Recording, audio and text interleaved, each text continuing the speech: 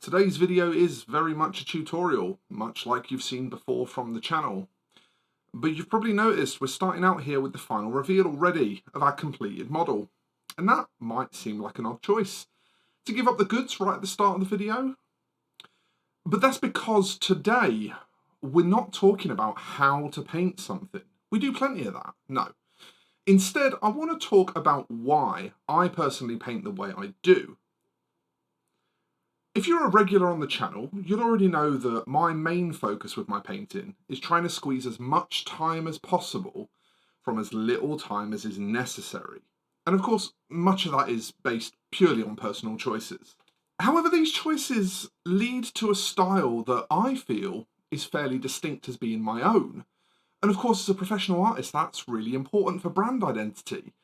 But also, it gives a clear signpost when I show others my painting and explain it to them as to the kind of techniques you can build into a paint job whilst remaining time conscious. So today I want to dive beneath the surface and break down the technical approaches that go into a fairly typical piece that I would paint and focus on the decision-making process over the application of the paint itself.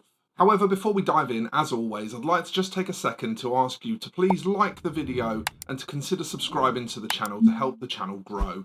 If you really want to take your support to the next level, I do have a Patreon as well, which is linked in the description below, and you can support the channel from just £1 a month and really help me keep making this content. So back to our friend Hector here, a beautiful sculpt from Corvus Belli for the steel phalanx sectorial in Infinity. I want to go piece by piece through the various noteworthy sections of the paint job here and explain what I've done and also why I've done it. I'm going to be using this 3D model that I created using the Kiri engine app so that I can show you the exact areas I'm referencing at all times in real time. Okay, so welcome to this snazzy new 3D view of a model that I've painted, and we're going to break down the anatomy of this paint job. We're going to talk about the decision-making process. I'm going to guide you through some of the ideas and thoughts and feelings that go into making a paint job like this. I'm choosing this model for a couple of reasons. It's got some very obvious points on it to talk about, which is helpful for the purposes of illustration for a video, and it's my most recent miniature. Because it's not a commission, there's still a lot of thought given to time saving, and there's still some care and consideration into that, and that's actually where I want to start out. Colour scheme design is the first point I want to lead in with, and because this model is from the Aleph faction in Infinity, they're already very identifiable as being the bright white faction. That's one of their sort of things that stand out. They're often very light grey or bright white. And I wanted to stick with that, but I wanted to have my own twist on it as well. And I wanted to be able to play with some warm, cold contrasts and stuff like that. So I knew I was doing white as a dominant colour, but I knew I'd want to play with it pretty significantly and tone it. I almost never paint in flat white, and that's because in reality flat white almost never exists. If you go and get your camera right now and take a photograph of an object that you think is white and then run it through a colour picker in Photoshop, you will see that except for the brightest parts of it where the sunlight is directly hitting it, it's in fact not white. And that's almost always the case. It's almost a universal truth. So because I knew that white was going to be the dominant colour for the paint scheme here, to get this nice volumetric rendering with, you know, some degree of blended highlighting, there isn't really a quick way to do white. So if I'm choosing to do white here, I'm already accepting a time loss up front. I'm accepting that there's one process that I definitely want in the paint job, but probably has to be reasonably slow. There's just not really a way I can do much about that. So the first thing that we consider here is loss, essentially, is the areas of the paint job that we know we're going to have to pump time into in order to get a nice result.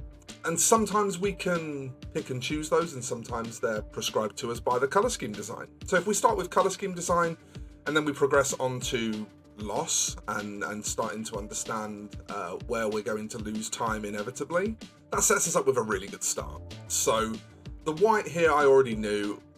I didn't want to do something that was perfectly blended. I'll let you in on a little secret. I'm not great at perfect blending. Really soft, beautiful blending is definitely a thing that some painters excel at, and I'm not one of them. which is why you see a lot of texture in my work, because I have found that for me, both for my style identity and for making the most of the skills I possess, keeping smooth blends onto small areas where it's less obvious is better, and on larger volumes I tend to incorporate a lot of texture. So that actually plays in really, really nicely here, because this beautiful white armour that I had the plan to do, it just so happens that one of the great ways I can speed up painting this white is indeed by adding texture. And as I zoom in on this model here, you will see that there's a lot of texture in the white. And all the texture is kind of built towards the volumetric highlights. So I've still got like the little under edge highlights in areas like here that you can see just on the chest, and just around the leg at the top of the thigh plate. You can see that there are still those kind of under edge highlights, but the majority of the highlights build up the volumes towards the brightest points. So the peaks are really where you're seeing the brightest white. And because I'm allowing myself to use texture and make that more achievable, that becomes something that is a lot easier to do within a reasonable amount of time. So that's really the first sort of big decision that was made here, was that because the main volume was going to be white, I knew I was going to have to really lean into texture in order to get a white work up that read in the way that I wanted it to, with a good volumetric blend from a kind of grey-blue all the way up to a bright white, but not have to spend all of the time that would have been necessary to do smooth blends here. And now there are smooth blends on the model, and we will go and talk about those in a minute, so that's also another point that we're going to get to slightly later on in the description. But for now, we want to look just at the secondary colours, and that is mostly this kind of purpley pink, and then the black. So all of the undersuit is black, and the purpley pink is both in the lighting inside the kind of LEDs and stuff in the chest and in the arm here, and then also represented on the knee pads. And if we just look on the inside of his thighs, there's some little accent panels there that I've got for I've gone for the purpley pink. So it's represented in various areas around the model, and this is kind of, again, it's a bit of an homage to the box art. So this decision was half made for me. The box art ALF always tend to have these sort of purple and pink feature highlight areas, and I wanted to lean into that. I like it. I think it looks good in the box art, and so I wanted to do the same thing. So my secondary colour design, why did I choose two coldish colours? I mean, purple's a bit of a weird one, right? Because it can be both warm and cold. This is a fairly warm purple because of the way I've highlighted it, but this sort of purpley pink range is kind of an in-between of cold and warm. And the reason is really just because I wanted to create as much pop as possible for the NMM gold and for the skin tones. I wanted to really give them a good push and make them really stand out. And so to achieve that, I've kept the rest of the colour design to mostly cold and neutral, so that those pops of warm colour really, really stand out. So again, this is a composition design decision. This is something that's done up front. This is a decision that's made very much in the early days of planning the paint scheme, and is nothing really to do with the application. When we come to the actual painting of the pinks and blacks, things get a little bit different. You'll see that I've made slightly more effort on the pinks to be smoother, the pinky purple areas, and that's because there's so few of them. Like, why not? Why not take the extra effort to be smooth on those? Because they're tiny areas anyway, so it's not going to add much. And I've still put in some sharp edge highlighting. You can see that around the little knobbles and around the outlines of the knee plates and stuff like that, there's still, some sharp edge highlighting. And I've done exactly the same thing with the blacks. There's sort of one blend of like a dark grey that's pretty easy to blend. It's not really difficult. And then the rest is just kind of sharp edge highlighting in a brighter grey. Same thing on the backpack here. It's mostly just texture. It's quick. On the grenade here, texture because it's quick. And so most of these blacks, the shield here is an interesting one. I chose to not even do any highlighting on the blacks on the shield here. And that's just because there's so much other stuff going on. I just did not feel like it needed it. So Yeah, again, the hair is particularly pushed. That's probably the one black area that's particularly pushed. But that, again, is because not only do I want that sort of glossy, shiny hair thing, but I also wanted this to be like Hector a little later in his career.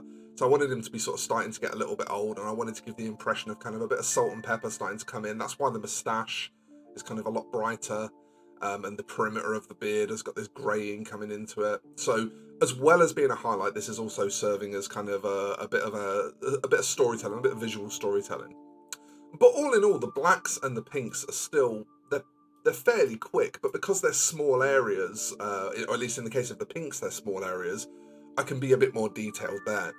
So again, the decision-making process there is that on something that's kind of very tertiary to the overall color design, very sat back in the design like the blacks, I can just kind of be quick and not really devote too much time to that, just because it's not super seen.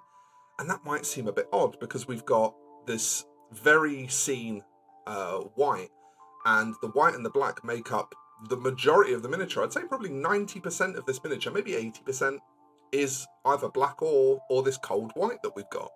And so for both of those to be not rushed but time sensitive in their design, in the application, might seem like a bit of an odd decision, but we're time saving for different reasons here, right? The black, we're doing a quick and relatively simple workup on the black just because it's not an important part of the color scheme particularly. It's really just supporting all the other colors. Whereas we're doing a quick approach on the white because it allows us to get something that looks much swankier than it actually is in less time. And that's because I'm usually aiming, when I paint a personal piece like this, I'm typically aiming to finish the entire miniature in a single day. So something like this, I've only got 7 or 8 hours to work on. And that's because, usually they're just for YouTube videos, or they're for Instagram, or, they might be for a personal army, but the majority of the time, they're not paying work. So I have to think that way. As a commission painter, as a professional painter, I have to have that in mind. So we get to this point where we're starting to understand the prioritizing now, where these smaller accent areas, because they're so punchy, because they're so in your face, we want to take a little more time over them and make them a bit prettier. And we also can, because it's not as time consuming to do so, because they take up so much less real estate on the miniature. So I want to flip around to the back of the model now. And I want to talk about both the sword and the shield, and the NMM in general and that kind of stuff. So at this point, I had the base green of the sword blocked in. I'd finished the white of the armor, I'd finished the black of the armor. I had the base green of the sword and the base pinks just picked out. And that had allowed me to kind of get an idea of how the scheme design was coming together. I was pretty sure I wanted the neon green sword. Couple of reasons. I'd done exactly the same thing previously on a Hippolyta model, and it looked really nice against the pale Aleph tones. So I already knew that it worked. But also I think it's a really cool, that like neon pink, neon green counterplay is just very cyberpunk, and Infinity is a cyberpunk game. So, kind of playing into the design language of the universe that the model is from. And I think that's always smart. I think when you design color schemes, if you're painting for 40k, be thinking of Grimdark. If you're painting for Age of Sigmar, be thinking of that kind of clean fantasy look. If you're painting for Malifaux, be thinking of steampunk. And by doing this, you will just kind of come up with these little ideas for things that you can do to tie the model into the universe it lives in, and that's great. And that's exactly what we did here. So this sword, this is the one area of the whole model that's painted with glazes, and that's because I wanted a smooth blend. And it's not perfect, but even when you get really close to it, it's pretty smooth, and that's good enough for me. It didn't need to be 100% perfect. No one is looking at this model as close as I have this zoom now. You'd be almost touching your eyeball for it to be that close. The closest you're ever realistically going to have it is probably like this, and it looks pretty much perfectly smooth from that distance. So that's good enough. The non-metallics are another decision where I decided to do something slow. So these are the two big accents. And this is a bit weird because they're on the back of the miniature, which is unusual. But you do get kind of hints of them from the front, right? Like when you look at it from this angle, you get a hint of the sword, you get a hint of the NMM here. Same on this angle, you get a hint of the sword, you get a hint of the NMM, and it makes you want to turn the model around and interact with it. And that makes for a really engaging paint job. You want to pick it up and you want to turn it around. And that's actually why I chose to use photogrammetry for this explanation and not just pictures. Because you want to be tactile with a miniature like this, and that's kind of part of what I'm trying to play into in my painting. I'm trying to create this desire to interact with the miniature, to look at it, to turn it around in your hands, and to, you know, weigh up the things that you like and dislike about it. And I really like miniatures like that. So the non-metallics and the glaze blended sword here, these are the two active decisions to invest some time in some nice rendering. And the reason for this is because the armor took about probably 3 hours altogether. Blocking in the basics of the pink and green were another half an hour. And then from that point forward, I was able to start thinking about, you know, what other things I wanted to do to push some quality into the piece. I knew that I wanted the skin to be fairly nice. I knew that the black, even though I was doing a very simple workup on it, there was quite a bit of it. So that was, you know, going to be a little time consuming.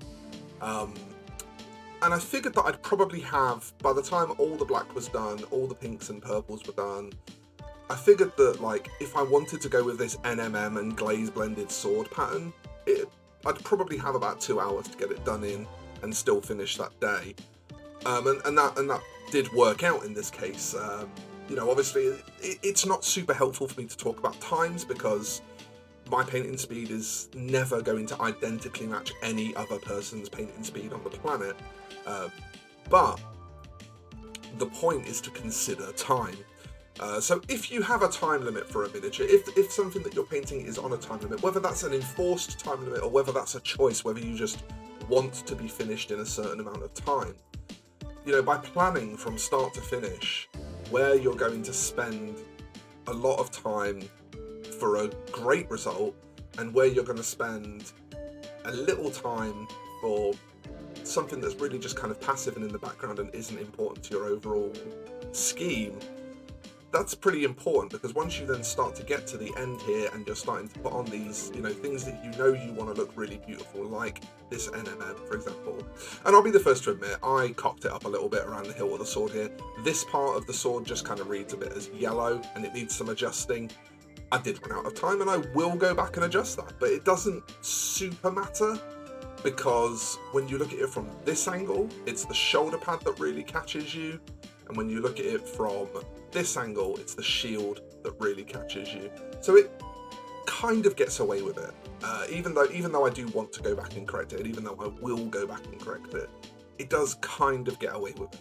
What I've really focused on here is the parts that I want to be nice, the NMM and the blended sword. I do those last, so that I know how much time I've got left, because they're the last thing I'm doing.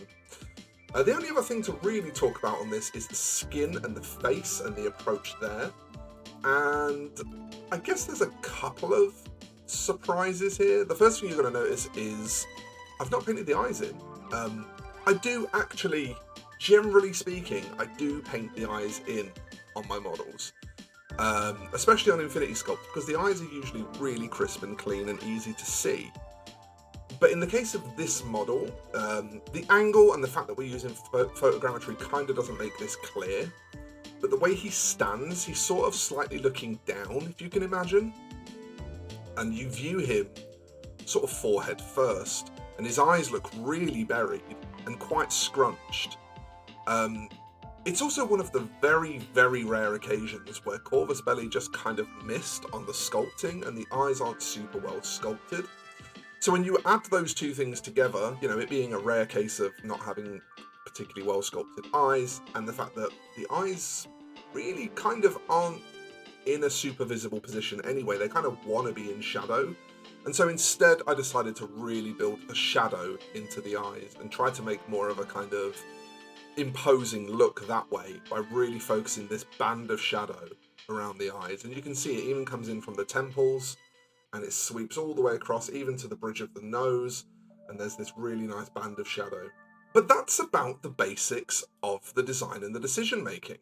So just to quickly summarize before we go back to the main camera, and I'll put something in the description, some sort of link to a summary, whether that ends up being a graphic or a PDF or whatever. Decision making. First of all, scheme design.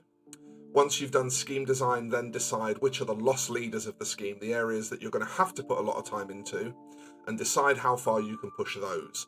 Start with the things that really affect the biggest surface areas on the model. So, for example, the black and the white in this, I knew that the black was secondary, so I could be very quick about it. I knew that the white would take ages if I wanted it smooth, so I'd have to use texture instead. And so I designed the black and the white first and decided how I was going to approach those. Once I'd then worked on the two main colours, I worked on the main accent colour, the predominant accent colour, which in this case is the pink. And then once all of that was considered, I then started to look at how the secondary accents would build into the scheme. The green, the non-metallic metal, and the skin tones. And eventually, by putting all of that together, this model was completed in about 7.5 hours, all in. It wasn't actually all done in a single session, but it was about 7.5 hours. So it was the amount of time that I could do in a single session. And that was really the mission brief here. So hopefully that's been helpful, and we'll go back to Facecam now and see what future me is talking about after I've recorded this. So there's some thoughts and musings on process, on how I parcel things out, and how I prioritise which things get a lot of effort and which things get a quick pass. From a learning perspective, I think we often focus really closely on what we're doing, but we maybe don't give as much attention to why we're doing it. From a developmental process as we try to grow as painters, I hope that by sharing things like this, you can get a bit of an insight into how you might want to direct your learning and your progress. Ultimately, by being able to analyse your decisions and make better decisions, you're just setting yourself up to unlock some more of that juicy potential.